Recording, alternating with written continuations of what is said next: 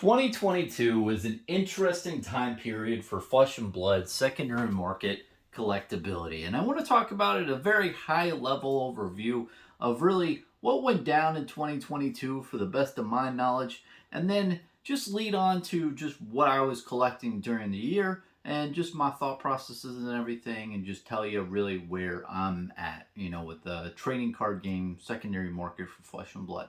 Now, in 2021 and 2020, at the end of 2020, Flesh and Blood started a huge craze in the trading card game industry where people saw that new trading card games could thrive and just make a lot of money.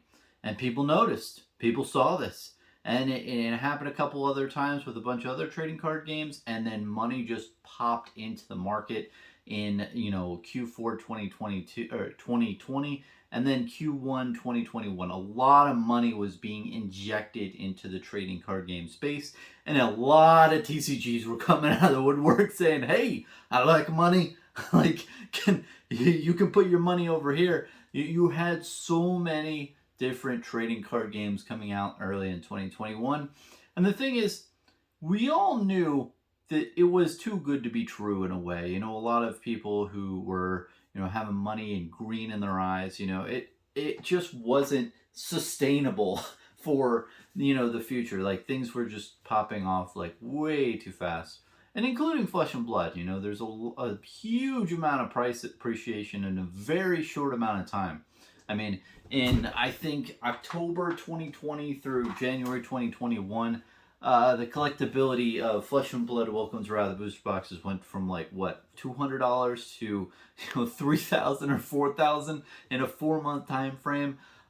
Things got wild, and then as we all know, the Monarch thing happened where a lot was printed, a lot more than people expected, and that eventually got released, and we all know the story there, which kind of got people deterred from buying Flesh and Blood. And overall, they were not as happy because a lot of people got burned. They got burned. And honestly, a lot of people that I was talking to back in the day, we all knew that, so we had to get burned at some point. It had to be some product. You can't just make money every set release instantly. Like, you pre-order 8 boxes and all of them triple in value every single set. Like, it's not sustainable, man. I mean, unless Flesh and Blood is going to become the next global currency because every set just triples in value, it can't go on forever. And it didn't. And it stopped. So I think we've just been seeing a lot of the aftermath and effects of that. But also, you have this really weird thing where the money that a lot of speculators and flippers and everything, they went elsewhere. A lot of the money just got distributed all these other places. And I think not only those people, just collectors in general, I think they try to look for the next best thing, and you have these waves going into all these other TCGs. And I think it's really, it laid the groundwork for, the collectability, going into 2022. Not as much of that huge snowball capital that was occurring in 2020 went into Flesh and Blood in 2022. But you also had tons of products available for a customer or, investor, collector, what have you, to put their money into. Mind you, in 2020, there was only, 4 SKUs? I mean, we only had up to Crucible Wars. We had 3 sets. So I think that, a lot of the money back in the day really funneled into a lot of the, there's a large amount of money, not that many SKUs. Now I think you still have a lot of money, but you just you have a ton of different SKUs, so the money gets distributed all around here. And honestly, the reason why I think the collectability in a lot of the old cards for Flesh and Blood hasn't appreciated as much is because of Legend Story Studios. They've just been knocking it out of the park with every new set. Like, Uprising and Dynasty were just beautiful sets. Like, the hit cards were so good. And they keep making these collectible pieces that people want to collect, even though they know that the print run is higher. They don't care because they're like, whoa, this looks like a really good piece of art. Like, especially the dragons in Uprising, man. Like you have Michael Lamar with the Salty Whale podcast and YouTube channel. Shout out to him. He was collecting a ton of those dragons, and dude, like those dragons look so epic. And like the same with these new Marvels in Dynasty, they just look so good. And I think that it's because of that. It's because of the card, the feel of them, and just making them special, making them limited is really what is drawing a lot of the money in the market each year to these newer sets, which is a good thing. I think honestly it's going to take Legend Story Studios making a set that's not as popular with people or just doesn't hit as hard home to people, that people are going to then focus back into the older sets. Now, of course, I'm biased with that because I own a lot of Alpha and, Arcane Rising bulk. But, that's really my assessment overall of what's gone down, of 2022. And it's really hard to analyze if you don't really have the previous history of Flesh and Blood in your mind, So, 2020 was the year of just free trendies. 2021 was just the year of getting smacked in the face.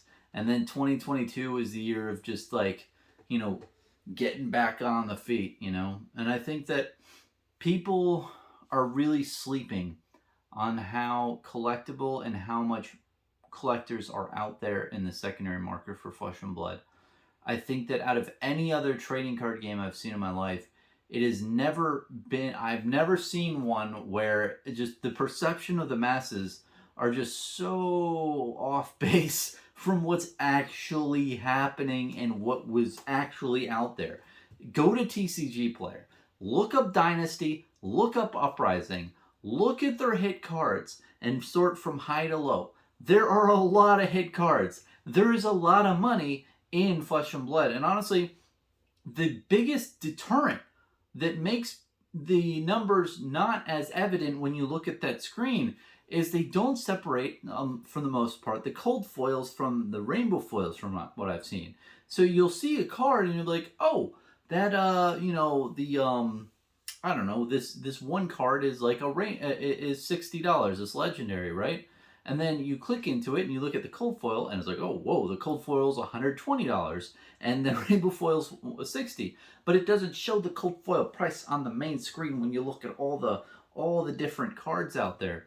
And if you look at the amount of sales volume, man, there's really good sales volume on a lot of these cards. People are actually paying those prices for the hit cards. So, if you say to me that there's no collectors, there's no people, out there who are actually like, getting these game pieces to collect, I mean, I don't know what to tell you, man. Like, look at the data on TCG Player. It's just nuts. Like, there's a lot of money going into it. But then you listen to the YouTube realms and, it's a lot of crickets. There's not that many people promoting that. And I've said from the beginning, I said from 6 months ago, man, when everyone says, hey, collectors, investors are out of Flesh and Blood, I'm calling bullshit on that.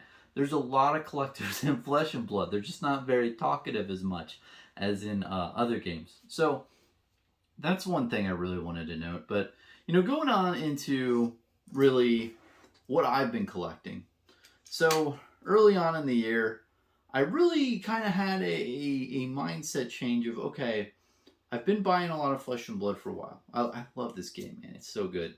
And I want to have certain goals and really just focus on those. Now, I have a couple different goals, and I think it's really important for any collector out there. It's very easy to get wrapped up in the, buying whatever this new set and just opening a bunch of boxes and seeing what you got.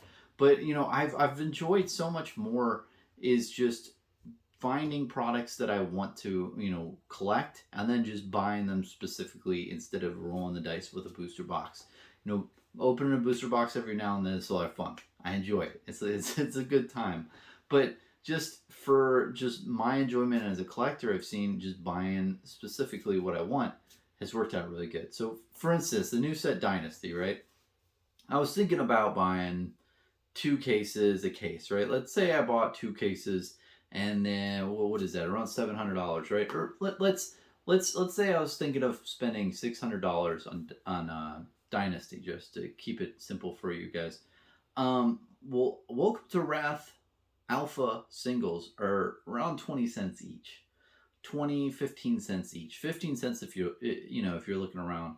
So when I did the math, so if you do 600 times 5, that's 3,000 Welcome to Wrath Alpha bulk cards. Now, mind you, they're like the crappy cards that not a lot of people play currently, but it's still 3,000 Alpha Welcome to Wrath, the first set of Flesh and Blood ever. You get 3,000 cards instead of $600 worth of booster boxes, and you might not even pull that much. And when I've noticed that recently, I'm too enticed to buy the bulk, man. I might have a problem here, but like as a collector, one of my main goals is to get 1% of the print run of Welcome to Wrath and Arcane Rising.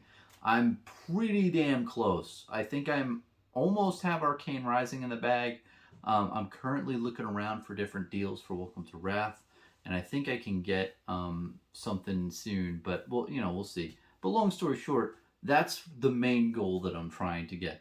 Something else that was also really important to me, and this was earlier on in the year, is that I really want to collect one of each first edition booster box for Flesh and Blood, like one of each. And I acquired a Welcome to Wrath Alpha box, spent a good amount of money on that, and I did something which I thought was pretty smart.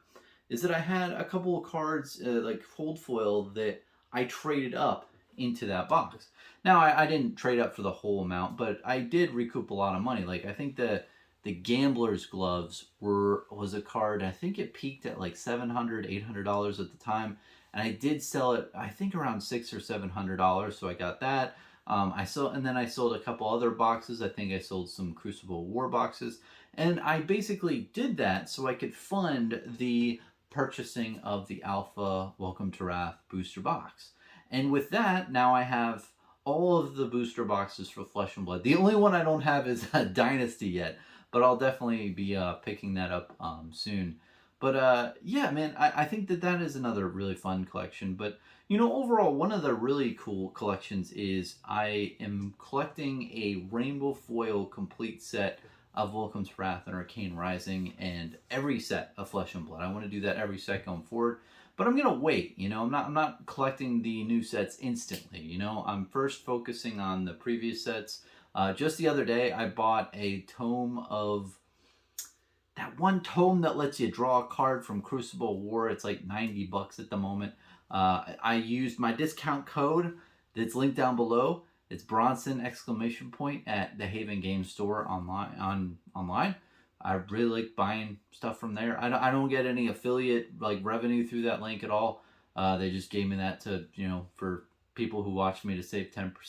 But it's really like easy for me because they have really good prices. I buy it and then I go into their game store every like 2 or 3 months, pick up my cards. It's pretty nice. But anyway, plug over. Yeah, I've been buying a lot of those single cards to finish out certain sets, like complete sets of Flesh and Blood. So that's something really fun to do as well. I mean, especially if you don't really care about the first edition, you can do a complete set of Rainbow Foil Unlimited Welcome to Wrath and Arcane Rising. I did that recently too, and that was a lot of fun to collect. What's nice about it is like you have one of each Rainbow Foil in a whole like binder of Welcome to Wrath and Arcane Rising. It's just a cool thing to own, and it's just another type of hobby, like a goal in the hobby, right? So I think that really ends it off in really what I'm collecting. Honestly, man, I'm mainly collecting the bulk. I'm putting a lot of money into that. I love this game. I believe in it. And when you believe in something, you put money into it. And I don't mean to hype that up too much or tell anyone like, make anyone like feel a certain way about it. Honestly, you can do what you want with your money. If you have those cards, honestly, I'd recommend to just keep them under your bed for like 5 years. That's probably a smart idea. But honestly, me, I'm just acquiring them. And something to say at the end of this too is a lot of game stores just fire sold their Arcane Rising mainly bulk, and some sold a lot of their Welcome to Wrath bulk at like a discount, like 15 cents to 10 cents a card. I unfortunately, it looks like a lot of them are just trying to just get rid of their inventory, and I totally understand. You know, a lot of the cards, they sit on the market for a while if they're 30 cents or above. Like, not many people will buy it at that price. I won't buy it at the price. I won't buy a 30 cent card for Welcome to Wrath. I'm not there yet. I'm still at that 20 cent to 15 cent range. But, you know, I saw a lot of those opportunities out there, and that's why recently, you know, I've wanted to buy the new set. I've wanted to buy new cards. I've wanted to buy new stuff, but I'm like, ugh, the old cards are just so well priced for, you know, what I'm trying to accomplish. So I've been really focusing there. But yeah, no, I don't mean to come off as you know, any sort of way in this video, and I don't mean to brag at all. I'm just letting you know really what I'm purchasing. If you ever was wondering what is that guy Bronson buying, you know, he doesn't really show off his collection as much. Honestly, it's because I don't want to, like, you know, I don't want to just put it out there. But, you know, I'm happy with the collection I'm doing, and, you know, no matter what you're collecting, I hope you're having fun out there. That was one thing that I wanted to do early on in the year. I realized, you know what, I want to have fun, and I want to hunt certain things, and I want to have like certain goals out there, and the sense of accomplishment and completion when it's, you know, done, right? Like right now, having one of each first edition booster box, that's a cool feeling. You know, I love that feeling. And then, you know, another thing is the set collections. I don't have like all the good stuff from, you know, Welcome to Wrath and Arcane Rising for the legendary, you know, cold foils, obviously. But I have like the binder full of stuff, and it's cool because, like, let's say I get into an opportunity where I can trade for one of those cards. I'm like, oh, well, I have a spot for that in the collection I'm doing. And it's not complete yet, but it's nice to, you know, go along that journey and, you know, acquire the cards over time. And yeah, so anyway, that's really what I'm collecting. The year 2022 has been really great. I've transacted with a lot of people out there, and I really appreciate any of the transactions I've done with people. They've been really smooth for the most part, and just really easy.